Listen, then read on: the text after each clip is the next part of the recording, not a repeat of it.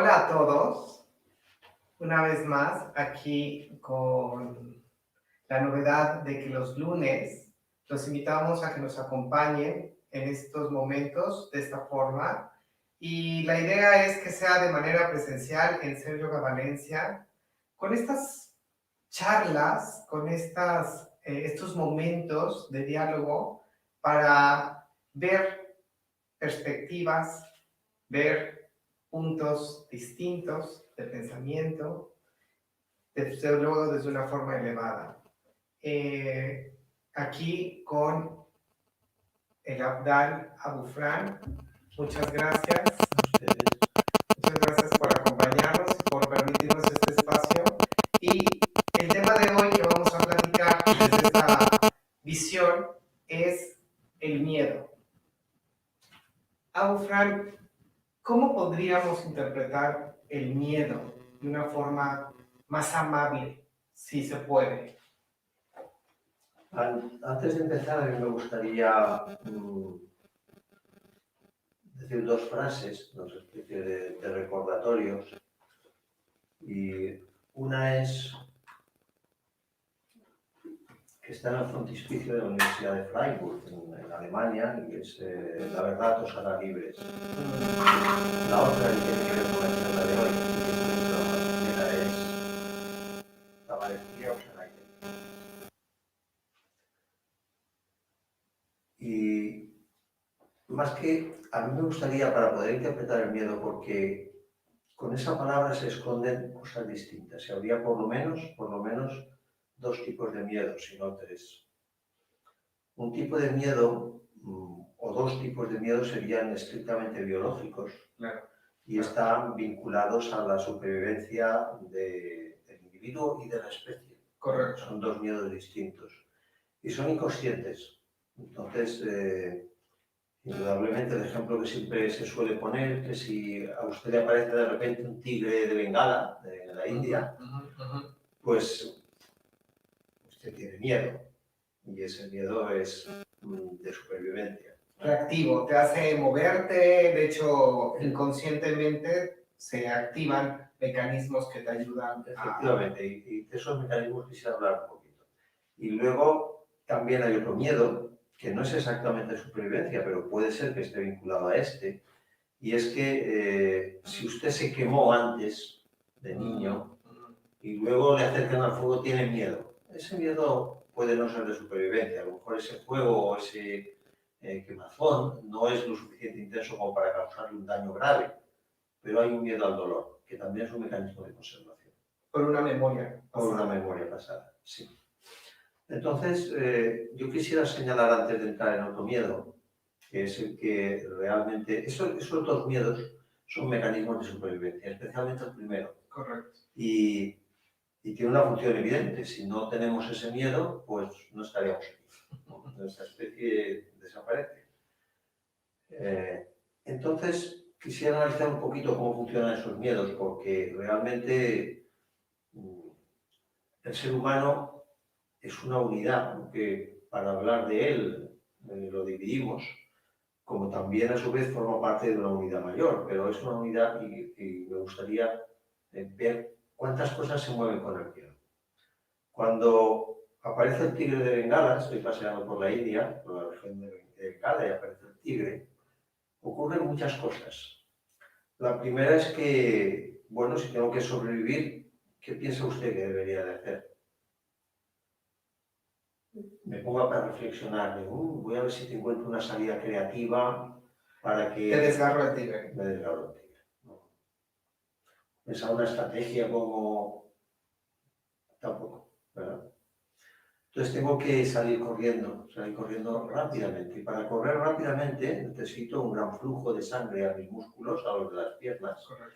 Y necesito que los músculos del pulmón y cardíacos empiecen a funcionar a gran velocidad para que toda la energía que yo necesito para intentar escapar de ese tigre, pues vaya a las piernas y a los mecanismos que van a alimentar mis piernas, que son el corazón, que va a bombear la sangre, y los pulmones, que van a proporcionar el oxígeno necesario para eso.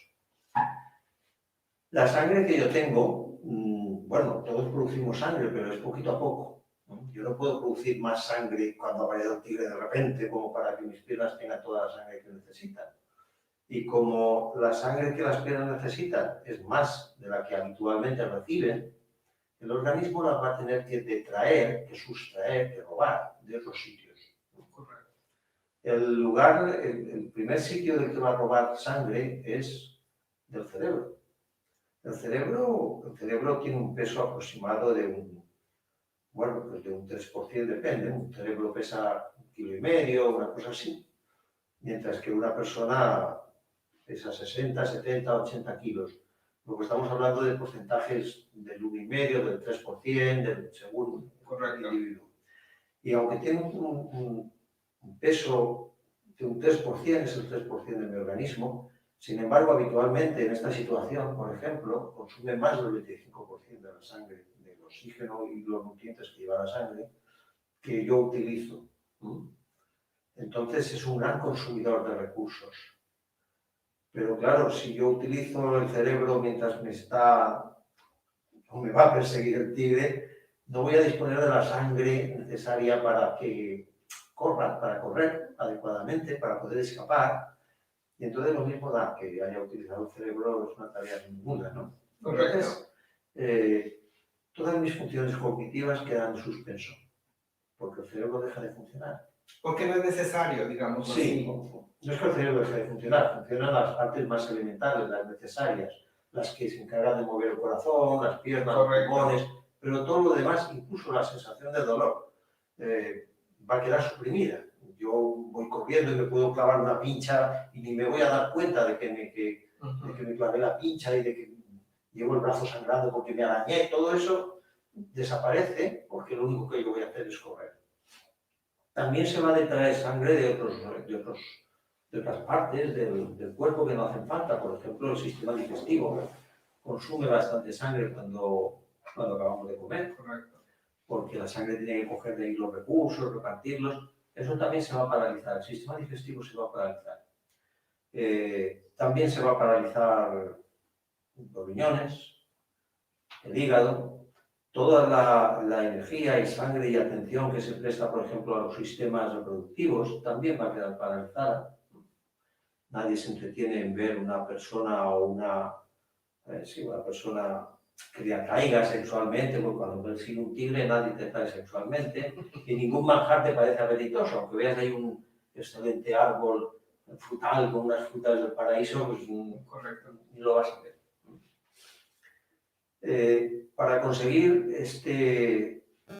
también de la piel, la sangre que se ocupa de mantener la piel a determinada temperatura también se va a detraer y la piel va a estar más fría. Todos los recursos están focalizados en correr. Para esto hay una parte en el cerebro, que se llama la amígdala, que se encarga de hacer esto. El sistema simpático es el que se pone en marcha.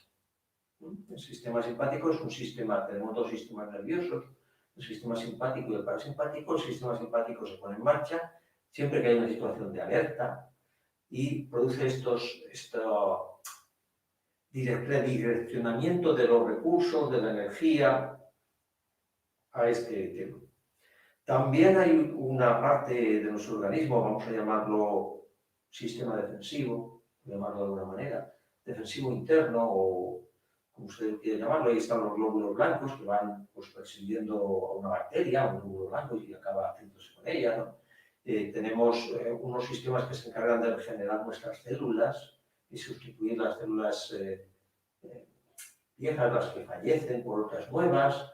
Hay otros sistemas que se encargan de vigilar si hay alguna célula que se reproduce donde no debe y que acabaría siendo un cáncer, y también la eliminan. Hay también otras otros sistemas que se encargan, que producen telomerasa. La telomerasa se ocupa de que cuando una célula se reproduce, los telómeros, que son esa parte que se va alargando en el ADN, no crezcan más, porque conforme van creciendo los telómeros, yo voy envejeciendo, mis células van envejeciendo. Entonces, ese sistema también queda en suspenso, ¿no? El sistema que se encarga de la defensa biológica de mi organismo, de mis células, más del trillón de células que tengo, queda en suspenso, porque ¿para qué me sirve que mis células se reproduzcan si yo fallezco en pocos segundos? No tiene sentido. Correcto, lo que me interesa es ponerte a salvo. Exacto. Y ese otro sistema que me mantiene más o menos joven también se suspende, porque ¿para qué quiero dedicar energía para vivir más años si apenas voy a vivir unos segundos? No tiene sentido. Todo eso se produce gracias a la amígdala con el sistema simpático y operando con una hormona que también se libera, que es el cortisol, y que es importantísimo para que todo este mecanismo funcione así. Correcto. Es un mecanismo excelente de supervivencia. Bueno. Perdón que te interrumpa, que además ha ido evolucionando y se fue desarrollando a lo largo de muchísimos años. Millones de años. Que es importante, digamos, entenderlo para así poder, digamos, aplicarlo a nuestro día a día actual. Así es. Y que además compartimos con muchísimos animales. Correcto. Claro, fíjese usted, todo este mecanismo se pone en marcha solo porque he visto al tigre. Yo todavía no estoy corriendo. Y ya mi corazón se aceleró, mis pulmones empiezan a bombear aire, mis piernas se ponen preparadas para... Y yo todavía no me moví.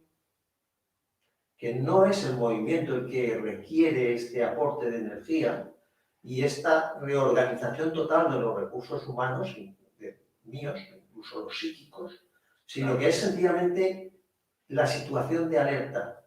¿Y quién me pone en esa situación de alerta? Pues yo he visto un tigre. No es lo que he visto, porque la visión es apenas el 20% de la información que mi cerebro maneja. Es lo que interpreto. Entonces, interpretar que ahí hay un peligro, que es una interpretación en este caso casi instintiva, no necesito reflexionar mucho. Interpretar que ahí hay un peligro que me puede producir la muerte, es el que pone todo este mecanismo en marcha, aunque yo no me ponga a correr. Pero como es una interpretación, podemos estar hablando que hay interpretaciones imaginarias. Puedo interpretar... Todas las interpretaciones son imaginarias. No tenemos hoy pizarra. Si, fíjese usted, lo que yo veo no es lo que es. Pero si yo hablo de este tigre, si regresamos a este tigre de Bengala que me va a acechar y me va a devorar, ahí es real o imaginario. ¿Cómo lo puedo entender? El tigre puede ser real o imaginario y eso no altera el hecho de que si yo percibo un tigre, me pongo en esa situación de alerta. Entonces, que realmente exista el tigre o no es secundario. Lo importante es que yo sienta, piense, crea que hay un tigre. Que hay un tigre. Eso es lo que pone, destapa o pone en marcha o... Se enquista en la creencia, por así decirlo. Sí, es una creencia, no es enquistada, la acabo de recibir, no la he heredado. Es una percepción. Es una percepción. Esa percepción puede responder a un hecho real o puede sencillamente ser una mala interpretación. A lo mejor apareció alguien que quería dar un susto disfrazado de tigre y yo interpreté que realmente era un tigre y ni era un tigre ni quería hacerme daño, pero mis mecanismos se pusieron en marcha igual. Claro. Entonces, lo que de verdad determina que yo entre en esta situación con secreción o producción de cortisol, funcionamiento del sistema simpático, parálisis del sistema parasimpático, disminución de las funciones cerebrales cognitivas, todo esto, todo este proceso tan complejo se pone en marcha por mi interpretación. La situación de alerta es el resultado de mi proceso cognitivo bastante rápido, ¿no? En este caso, que no es una situación muy compleja. Correcto. Entonces, en ese sí que podría decir, como preguntabas, que efectivamente, entre comillas, es imaginación. A partir de unos datos que recibo, que son muy pocos, y lo voy a hacer muy breve, otro día si acaso hablaremos más de la percepción. A partir de unos pocos datos que recibo, yo digo, hay un tigre, me digo a mí mismo, ni siquiera me lo digo, muy rápido, entonces me pongo en situación de alerta. ¿Qué es lo que estoy recibiendo? Bueno, pues al ojo no llega el tigre no entra por el ojo, no cabe. Llega la luz, parte de la luz que ha golpeado al tigre, son rayos luminosos que golpean al tigre y algunos de ellos rebotan y van hacia mi ojo, otros muchos se van hacia los árboles, hacia otros lados. Entonces una pequeña porción de la luz que recibe el tigre llega a mi ojo. Mi ojo lo primero que hace es desviarla. Tenemos aquí una lente que modifica la trayectoria de los rayos lumínicos. Y las desvía y le da una forma distinta a la forma en que lo ha recibido. Luego la forma con la que la luz construye las figuras que mi ojo al final va a recibir no es la forma que hay fuera, porque ya está deformada por el cristalino. Y luego se proyecta esa figura deformada o esa luz que acaba formando una figura deformada, se proyecta sobre la retina que está detrás, que tiene esta forma, es curva, es plana y curva, y ahí se proyecta la imagen invertida. Esa imagen no tiene volumen, es plana y además es curva. Es curva sin volumen. Cuando digo que es plana es que... Pero es que eso tampoco llega a mi cerebro. A mi cerebro no llega ninguna imagen. Eso se queda en el ojo. Y del ojo al cerebro hay un nervio, se llama el nervio óptico, que va a esta parte de atrás, la zona occipital, donde transmite unas señales nerviosas, que son descargas eléctricas. Y todas las descargas eléctricas son idénticas. Las descargas eléctricas de las neuronas, que son las células que forman los nervios, son idénticas. Entonces los nervios descargan o no descargan a determinada frecuencia. Entonces es algo así como un código Morse, ¿verdad? Entonces el ojo está mandando un código Morse al cerebro y el cerebro jamás ha visto un tigre. Jamás. Y ese código Morse lo interpreta como hay un tigre aquí y además es de este color. Ese tigre que mi cerebro interpreta lo construye a partir de muy poca información. Es como si usted, que no ha visto nunca un terracho, yo le mando un código Morse para que usted reconstruya, se imagine como un terracho, pero jamás lo ha visto. La palabra me la acabo de inventar. Entonces, no solo no lo ha visto, sino que no lo verá jamás. Entonces, la imagen que usted se construye de un terracho es siempre mental, porque solo es por Morse que yo se lo digo. Correcto. ¿No? Pues nuestro cerebro de alguna manera funciona así. Yo jamás percibo directamente la imagen del tigre, sino que mi cerebro, a partir de muy poquita información, construye una imagen del tigre. Se la imagina o como usted quiera decir. Bueno. Entonces, realmente la parte, vamos a llamar así, objetiva, que son los rayos de luz que entran en mi ojo, es muy poca información. Todo el resto lo añade al cerebro. Por lo tanto, ese resto que añade al cerebro no lo saca de la información que ha recibido de fuera. Es una construcción. Es una construcción. Y es una construcción que puede ser idénticamente igual a la de un tigre imaginario. Entonces, no hace falta un estímulo real para que usted entre en pánico, en absoluto. Y esa es una técnica muy interesante porque van a utilizar muchos propagandistas, especialmente propagandistas políticos, para conseguir que usted entre en pánico sin que exista ese peligro real. Pero no vamos aquí a hablar de política, pero sí que vamos a hablar de unos mecanismos que se utilizan para que usted esté generando permanentemente cortisol, teniendo miedo ante una situación que realmente no pone en peligro su subsistencia. Ya, y en esta parte,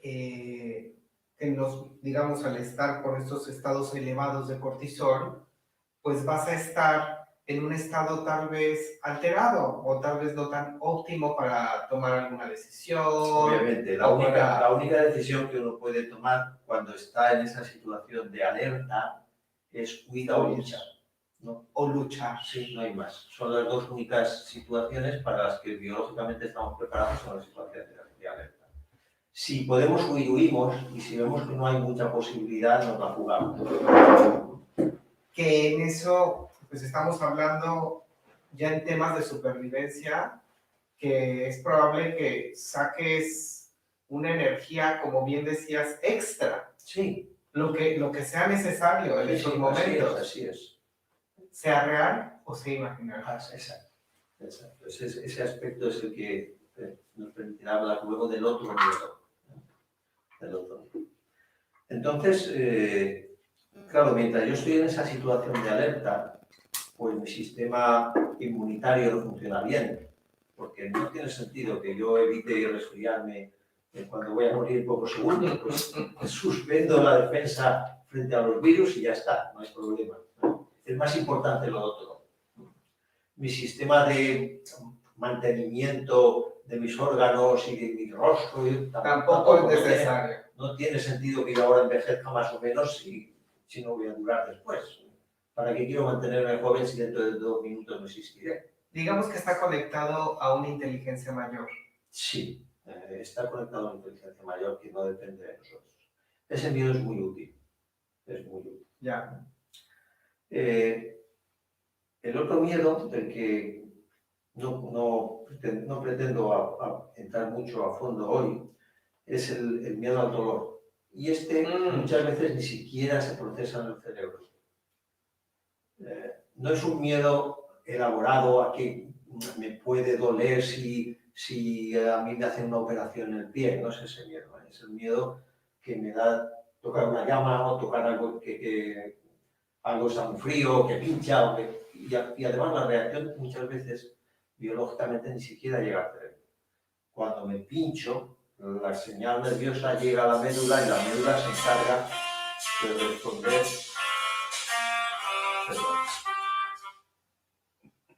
Esto es en directo, así que estamos recibiendo constantemente información. Entonces, la médula espinal envía la señal de retirar la mano antes de que llegue al cerebro siquiera, ¿no? Entonces, ahí es otro tema y no es ese el miedo que yo quería. En otro momento profundizaremos en ese miedo. Me parece muy bien. Que es el que... Bueno, seguro. Entonces, ¿cuál es el otro miedo del que me interesa hablar? Vamos a llamarlo, de forma tal vez inadecuada, el miedo inducido. Puede ser inducido por otros o inducido por mí mismo, por unas creencias preestablecidas, unos antepredicativos, es decir, algo que yo ya llevo metido dentro, por lo que sea, normalmente por un proceso de educación, de domesticación o de socialización, como se quiera llamar, y ese otro miedo no responde a una situación equivalente a la del tigre. Yo no voy a perecer en segundos. No voy a perecer en segundos, pero voy a interpretar que es una situación peligrosa, me voy a poner en situación de alerta, voy a empezar a generar cortisol, pero no solo voy a empezar a generar cortisol, sino que mis funciones cognitivas superiores se van a paralizar, o se van a disminuir muchísimo. Mi sistema inmunitario va a funcionar peor, y si me mantengo mucho tiempo en esa situación voy a enfermar seguro, ¿no? Incluso se puede morir de miedo. Y también mi sistema para conservarme más joven, la telomerasa no se va a secretar porque no hace falta, entonces no la voy a producir y voy a envejecer más rápido. El sufrimiento hace envejecer. El sufrimiento va vinculado al miedo. El sufrimiento no es el dolor.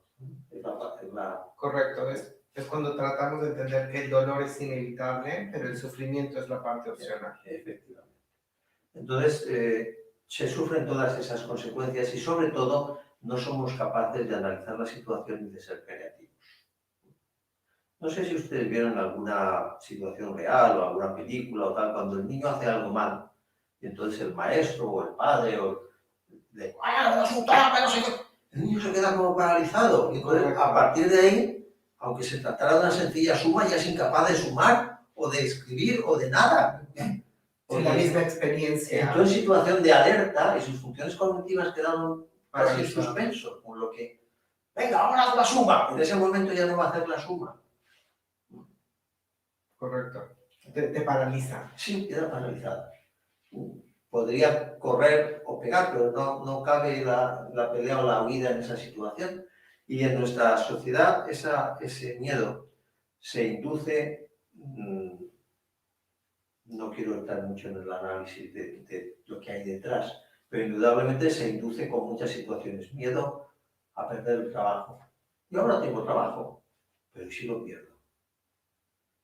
Podríamos decirle miedo a la escasez, miedo a la escasez, miedo al no reconocimiento de los demás. Por ejemplo, es que claro, si no tengo un coche o un carro de tal no sé qué, claro, los demás no me van a valorar. Entonces tengo miedo a no conseguirlo, a perder el que tengo. un miedo a que el banco me desahucie y yo me quede sin vivienda. Realmente, bueno, si nuestros antepasados vivían en la selva y les daba igual que los desahuciaran de un árbol, se iban a otro. Me gusta eso. Eso es auténtica supervivencia. Sí, no hay ningún problema en cambiar de lugar, pero a nosotros nos asusta mucho. Y aquí en España ahora, desde el 2008, con lo que ellos han llamado la crisis financiera, pues el número de suicidios se ha incrementado de tal manera que el Ministerio de Sanidad, que tiene una página web muy buena donde pone las muertes contabilizadas por sus causas, o causas de muerte en España, pues desde el 2008 dejó de publicar las muertes por suicidio porque resulta escandaloso. Y muchos de estos suicidios, muchísimos, se producen sencillamente porque a la gente la desahucian. Los bancos no pudieron hacer frente al pago del préstamo que tenían como garantía la hipoteca de sus casas, los bancos se quedan con las casas y la gente entra en tal estado de pánico que se suicida. Fran, entonces, cuando hablamos de este gran susto, de este sentimiento de susto que tiene su raíz en el miedo, vemos que hay una parte cognitiva en estos ejemplos. Siempre. O sea, es lo que me han hecho creer. O sea, no, me encantó ahora que mencionas, bueno, te mueves de árbol. Hay una posibilidad, ¿no? Siempre hay una posibilidad.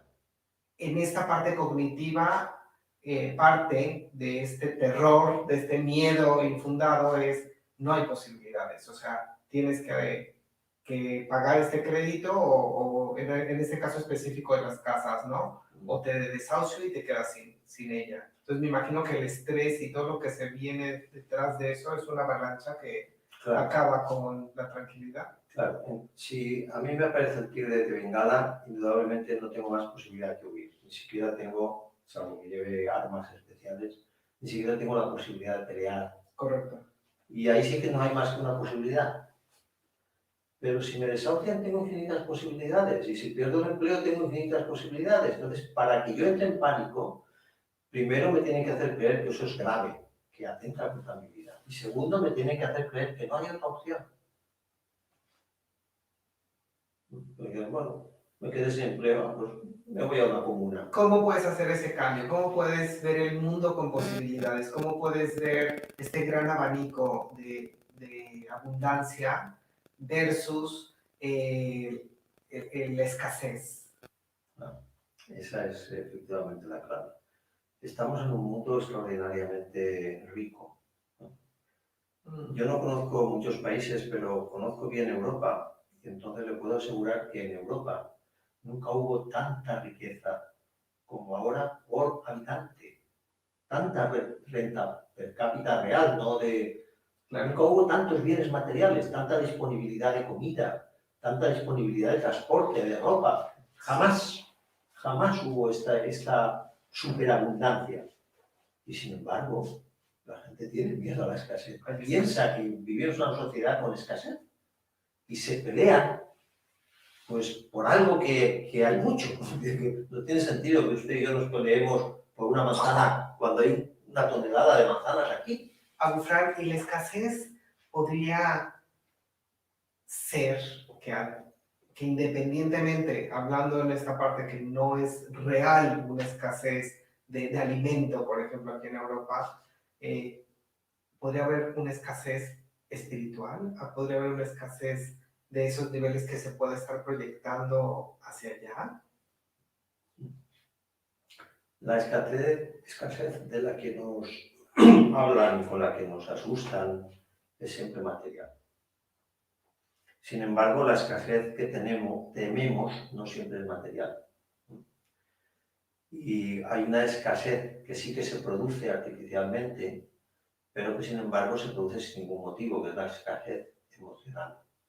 Emocionalmente estamos en una sociedad que podemos hablar de que está compuesta por una muchedumbre solitaria. ¿Cómo va a estar uno solo en una muchedumbre? Pues claro, porque se aísla personalmente. Y entonces,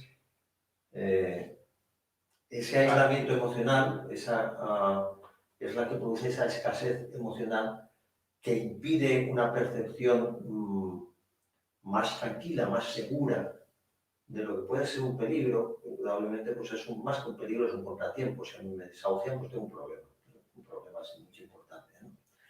¿Por qué es un problema sin mucha importancia? Pues porque hay millones de casas y montones de personas a las que les sobra espacio en sus casas. Y además, no necesariamente tengo que vivir en una casa, pero esto es así. Entonces, si yo estoy emocionalmente solo, si no formo parte realmente, si no me siento parte de ningún grupo, y no lo soy, que a mí me desahucien, quiere decir que no tengo dónde vivir.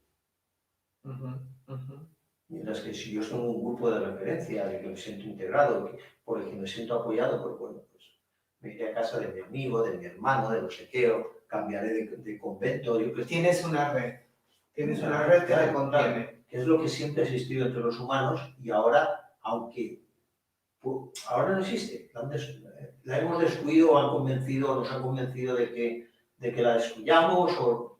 Hasta en estos momentos hay una fuerte, digamos, idea o corriente ideológica de cada vez separarnos más, de dividirnos más, justamente para no crear estas redes. Sí.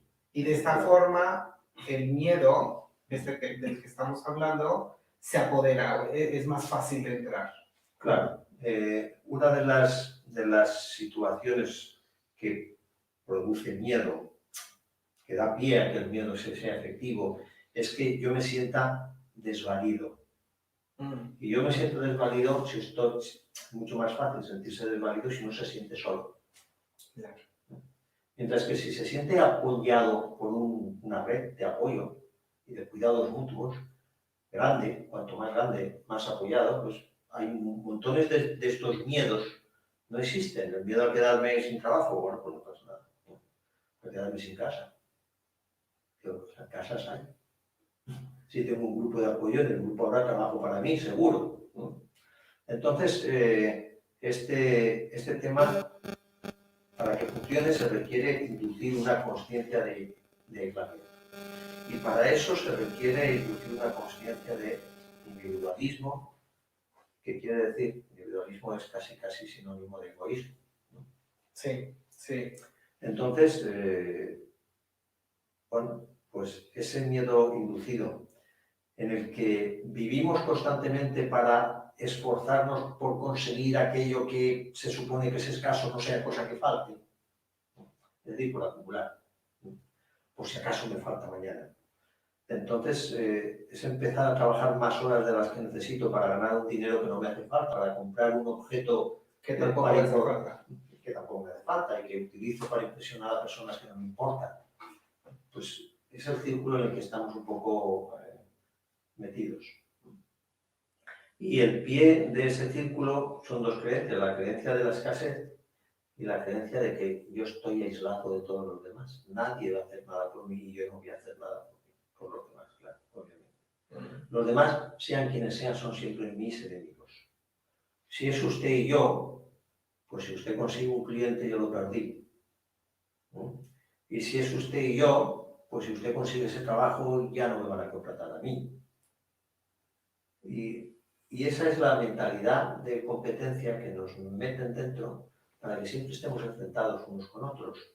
Enfrentados unos con otros implica aislamiento. Que desde egoísmo. Desde la parte de la creencia, podríamos creer o construir una creencia de cooperación, la que nos estás comentando. Entonces, yo puedo cooperar contigo y si tú te va bien y tú te beneficias, es muy probable que a mí me vaya bien y yo también me voy a beneficiar, pero todos nos estamos beneficiando.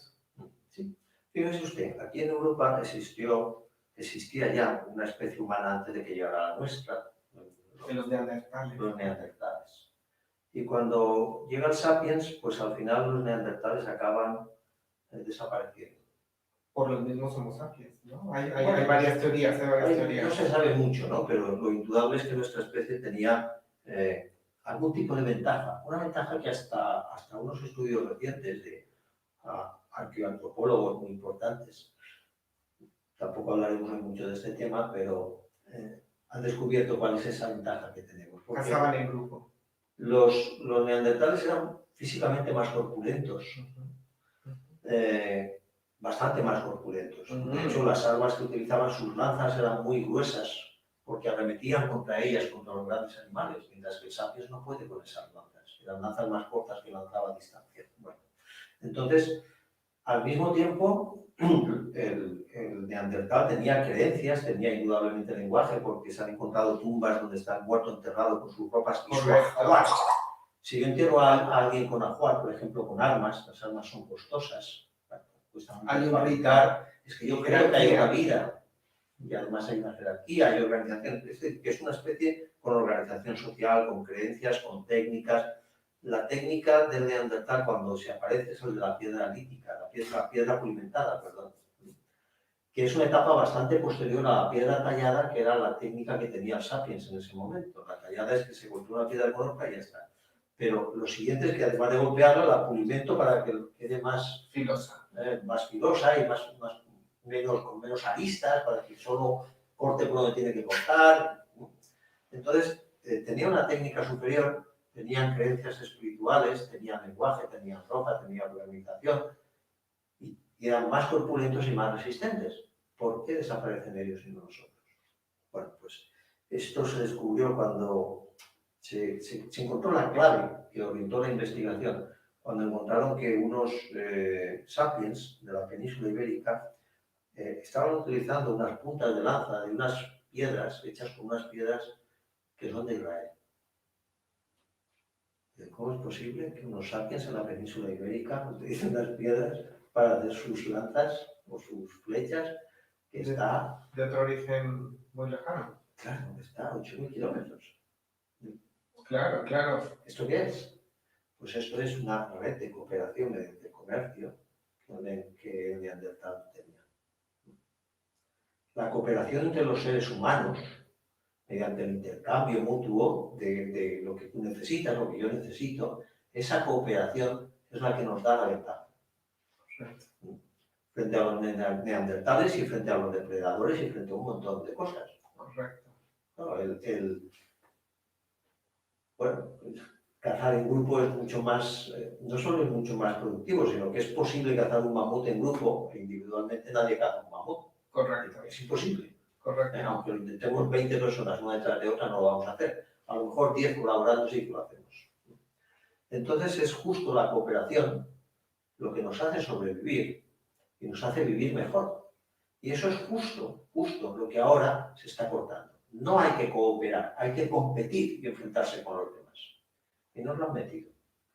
Nos lo han convencido, nos han educado y tenemos esa creencia que hay que competir. Y eso también me despierta este miedo, estos miedos de los que estamos hablando desde la escasez. ¿No? Porque entonces el otro me va a quitar, porque yo tengo que competir y tengo que tener primero que todos yo la ventaja. Así es. Y con ese aspecto lo que se corta es la emocionalidad. Los afectos vienen de la cooperación, no del enfrentamiento. Entonces, esa emocionalidad, esa afectividad se corta. La otra parte se supone que es algo así como una especie de lujo innecesario, o vaya usted a saber, ¿no? La otra parte todavía más amputada es la espiritualidad. ¿Qué pasa con la espiritualidad?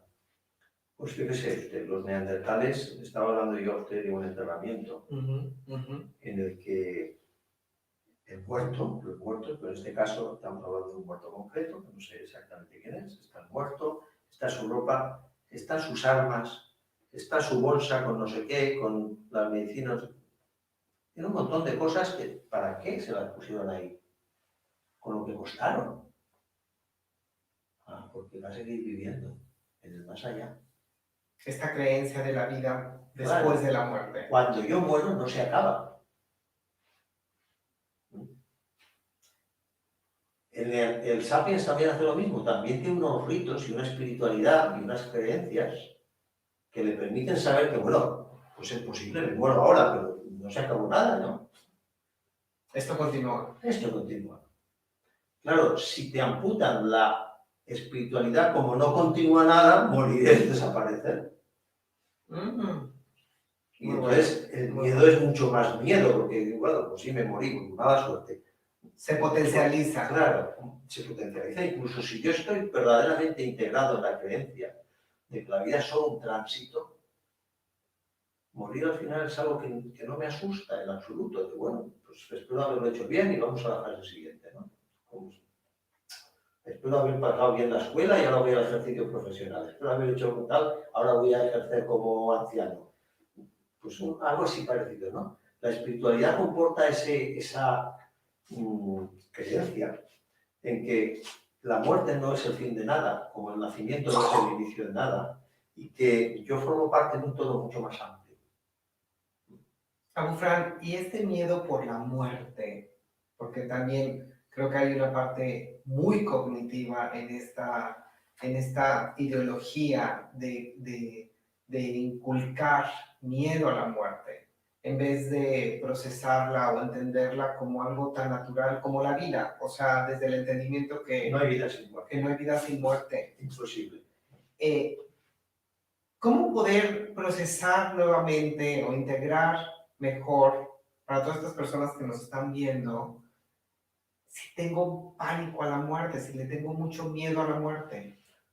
Es un problema o una pregunta para mí difícil de contestar porque ningún mecanismo de reflexión nos permite llegar ahí.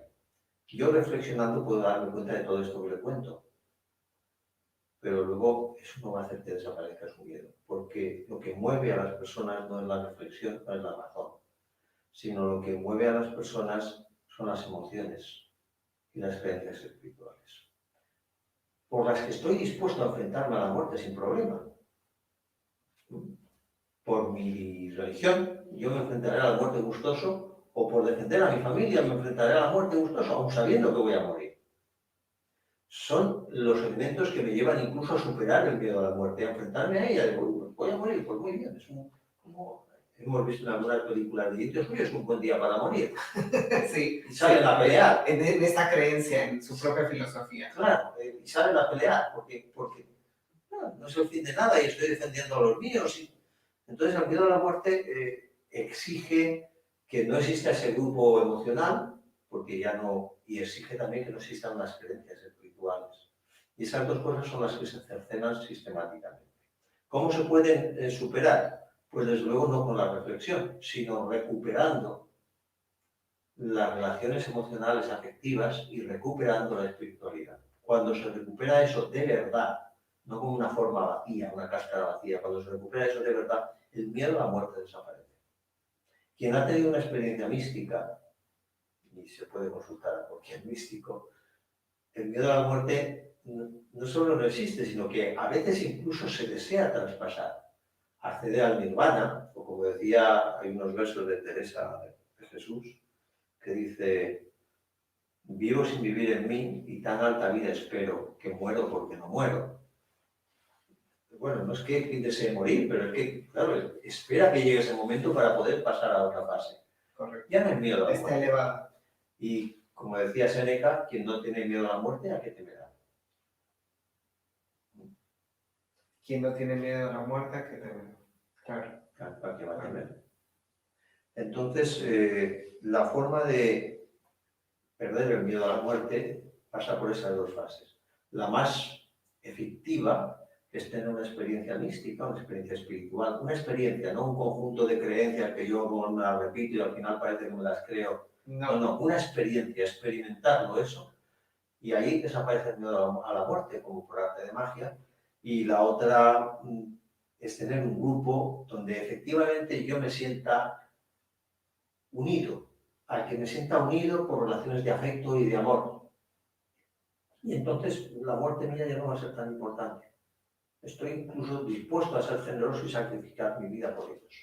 Y ellos por mí. ¿Y qué pasa si, como tal vez el caso de muchas personas, ocupando esta frase de Silvia Plath, de vivo de forma horizontal, esta parte de estoy muerto en vida y no hago nada porque las cosas cambian, no me integro a lo que tú estás compartiendo, no me integro a un grupo, al que me siento y que pertenezco. No busco esta creencia, esto que me mueva, este llamado, o qué mejor si logras este proceso espiritual y si ese proceso espiritual, si ese camino te lleva a estas experiencias místicas o esta experiencia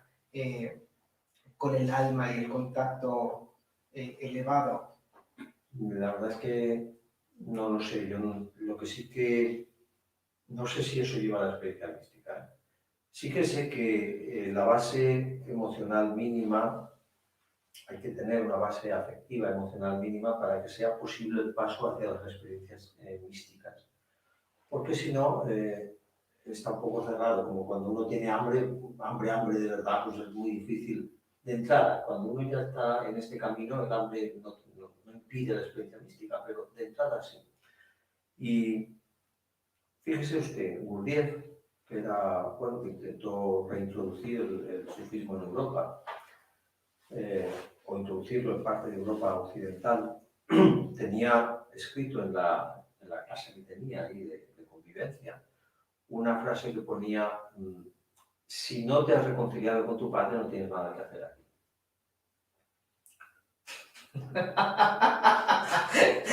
Está muy fantástico. La gente no reflexiona a veces no reflexiona, porque para reconciliarse con su padre, con mi padre, yo antes tengo que pelearme con él. Correcto, correcto. Y para pelearme con mi padre me tiene que importar. Si no hay una cuestión afectiva, me da igual lo que diga, yo no me voy a ofender. Y no sé. Puedo robarle, pero no, será una pelea por robarle, pero no me enfado con él, no hay una pelea. Entonces tengo que pelearme primero, para que luego haya una reconciliación. Para que pueda pelear con usted y reconciliar después, hace falta un vínculo emocional. Si no, no es posible este tipo de pelea, porque no es una pelea a muerte, claro. No es pelear por un plato de comida. Claro. Entonces, eso es previo. Si yo no he tenido esa relación emocional que me permite pelearme, reconciliarme, todas las cosas, no tengo nada que hacer en el camino sufrido. ¿Cómo logras este encuentro con esa batalla, o con esa lucha, o con esa... ¿cómo lo logras? Aclárame más. Si no encuentro por qué pelear, si no le doy un sentido, si no tengo este propósito, me queda claro que no va más allá. No vas a moverte más allá. ¿Cómo encuentro este sentido? ¿Cómo encuentro este propósito, incluyendo en esta parte que mencionas de la reconciliación con el Padre, ¿no? O sea, ahí entiendo que inclusive hay un proceso, esta parte emocional, pero hay un propósito y hay un sentido, tanto en la primera etapa, por así decirlo, que es esta pelea, esta lucha de poder o lo que sea, y luego la reconciliación, que también tiene un propósito y también tiene un fin, pero hay que tenerlo claro. Sí, hay que tenerlo claro. O no necesariamente hay que tenerlo claro, porque a veces las cosas ocurren como consecuencia de mis experiencias. Y no siempre tengo las experiencias porque yo tengo claro que voy a tener esas experiencias o que quiero tenerlas. A veces las experiencias me asaltan y me sorprenden. Es posible, y se conocen innumerables casos, de personas que están haciendo otra cosa, entre comillas, y de repente tienen una experiencia mística que ni buscaban ni sabían que existía. Y eso transforma sus vidas. Entonces, en concreto, meterse dentro del camino místico y acceder a este tipo de experiencias que desde luego hacen desaparecer el miedo, es algo que no se consigue con un propósito. Hay quien lo consigue sin tener el propósito y hay quienes tienen el propósito y no lo consiguen. Entonces, no sé, yo sobre el miedo sí que señalaría que la mayor parte de los miedos que tenemos desaparecerían solo con el primer aspecto, o que nos sintiéramos parte de una comunidad de apoyo y cuidados mutuos. Si eso fuera así, la mayor parte de los miedos de esta sociedad, que esta sociedad induce en mí, desaparecería. Y desde luego, si accediera a una experiencia mística, desaparecerían todos los miedos, no solo la mayor parte, sino todos.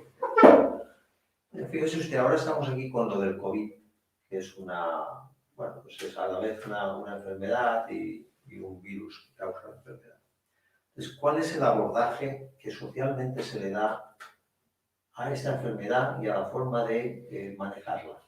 El miedo. Todo es miedo. Miedo. ¿Qué consiguen con eso? Que nuestra parte racional no funcione.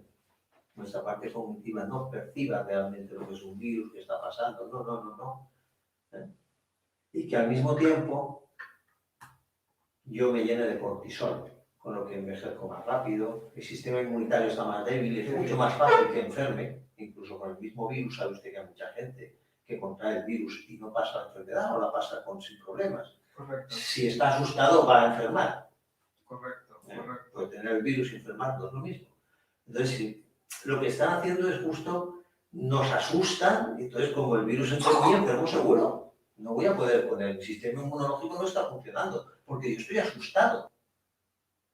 Y si además me meten el miedo con la mascarilla y no sé qué, yo no voy a razonar y no voy a actuar con corrección cuando, es decir, con formas para evitar el contagio en según qué situaciones, porque ya eso no funciona en mí.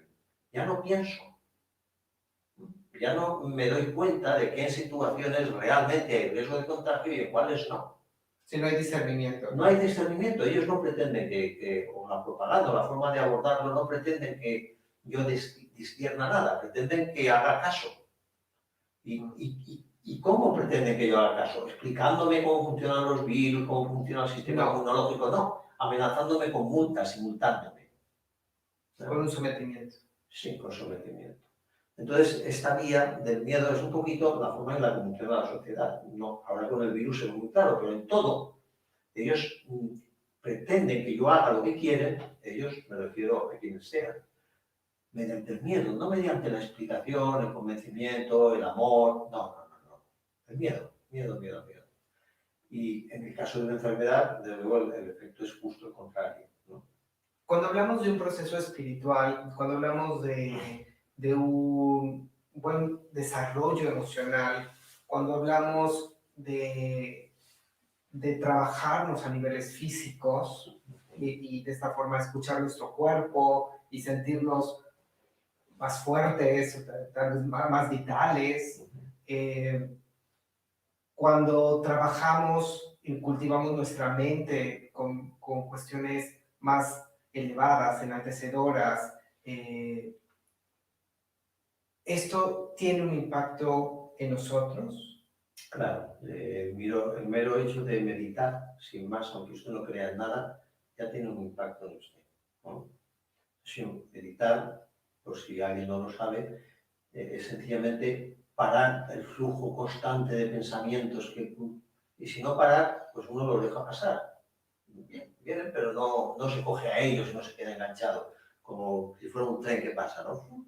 Pues el mero hecho de dedicar un ratito todos los días a eso, a no hacer caso a los pensamientos, que acaban por aburrirse y se van, solo eso ya influye en nuestro estado espiritual. Empezamos a percibir otra realidad, que también está aquí, u otro aspecto de esta realidad. ¿No? Y por supuesto, si nos aplicamos a la realización de otra serie de actividades también encaminadas a esto, a conseguir este tipo de experiencias. Abu Fran, ¿alguna frase o pensamiento sufi para el tema del miedo, para poder cerrar el día de hoy después de esta maravillosa charla que hemos tenido contigo? Pues la verdad es que el miedo y el sufismo, el miedo y la mística están tan reñidos que no, me encanta. Que no hay ninguna frase. No hay algo específico. No hay nada sobre ¿Podrías repetirme la de la valentía? Sí, la valentía os hará inteligentes.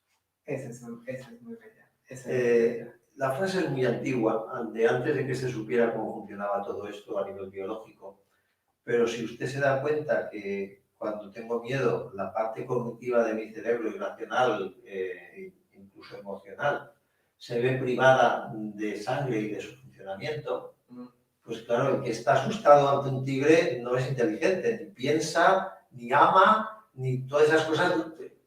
Es reactivo. Esa parte se paró, está en stand-by, ahora estoy corriendo. Correcto, correcto.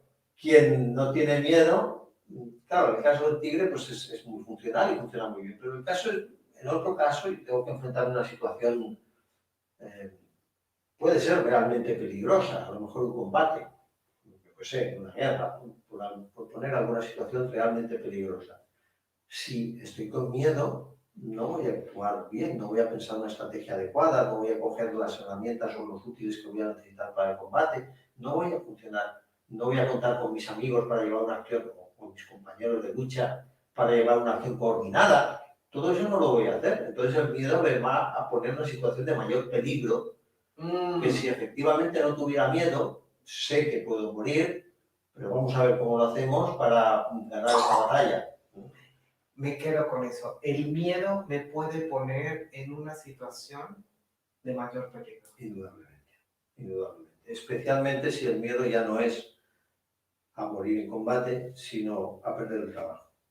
El miedo a perder el trabajo me puede producir, aparte de una bajada de las defensas del sistema, un deterioro del sistema inmunológico, me va a producir una situación también de nerviosismo, inquietud, agresividad, que va a hacer que esté peor con mis seres queridos si es que los tengo. Aparte de todo eso, me va a hacer actuar poco reflexivamente, sin ver otras posibilidades, porque la mente creativa, para ver otras posibilidades, no puede estar en estado de alerta. El que está huyendo de un tigre no ve otras posibilidades, ¿no?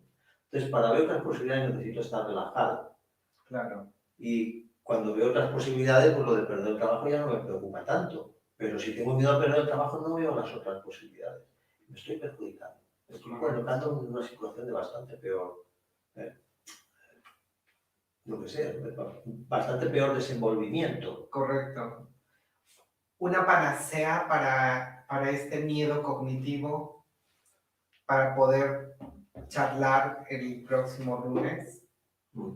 Pues, aparte de lo que he dicho, no sé, no conozco ninguna. La única, entre comillas, panacea es experimentar directamente la espiritualidad, el espíritu, la divinidad o como se quiera, ¿no? Esto sí que quita el miedo radicalmente. Yo recuerdo unas palabras de Cicerón, el famoso historiador romano, después de participar en los ritos de Eleusis en Grecia, que dice: gracias a ello mi vida me convertí en humano, mi vida cobró sentido y perdí el miedo a la muerte. Bueno, Cicerón lo cuenta: cuando tuve esa experiencia espiritual se me fue el miedo a la muerte y además mi vida cobró sentido. Regresamos a este miedo a la muerte. Sí. Pues, Abu Fran, una vez más agradecemos tu tiempo, agradecemos tu luz, y el próximo lunes, si te parece bien, seguimos charlando. Y ahora que arrojas lo de la espiritualidad, me gustaría que nos compartieras cómo poder encaminarnos de una forma más amable, acompañada en el camino espiritual. Sí, hay, bueno, uno de las cosas que podemos hacer es de vez en cuando recomendar algún ejercicio sufí sencillito que todo el mundo puede practicar. Fantástico. Y hay un ejercicio interesante que es traer de la memoria. Bueno, hace nada uno de mis hijastros se enfrentaba a la muerte de su padre, a la dolorosa muerte de su padre. Y él me decía: no, yo guardo tal recuerdo que siempre es como un faro para mí, que me ayuda a vivir, que me da alegría. Me estoy enfrentando a la muerte, un ser querido, pero hay un recuerdo, algo que yo traigo de la memoria, que me da energía para seguir incluso en esta situación. Entonces, este traer de la memoria es algo, se llama así, traer de la memoria, es interesante. Hay ciertas cosas en la memoria a las que yo puedo recurrir cuando estoy desanimado, cuando estoy asustado, cuando no sé qué hacer, cuando me siento desquerido. Pues yo acudo a ese refugio, o me enfado con usted, acudo a ese recuerdo. Traigo de mi memoria cuando usted y yo, pues, algo no funciona con este enfado mío. Entonces ese ejercicio es sencillito y nos cambia la vida. Muchísimas gracias. De nada. Maravilloso, maravilloso ejercicio de traer de la memoria para poder encontrar esa luz, para que nos ilumine nuestro camino.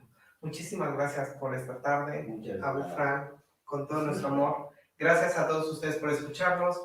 Namaste, ve la luz que hay en ti. Síguenos, por favor, a través de nuestras redes y todos los lunes con las charlas con el Abdal Abu Fran. Muchas gracias. Hasta luego. Discúlpame, Fran.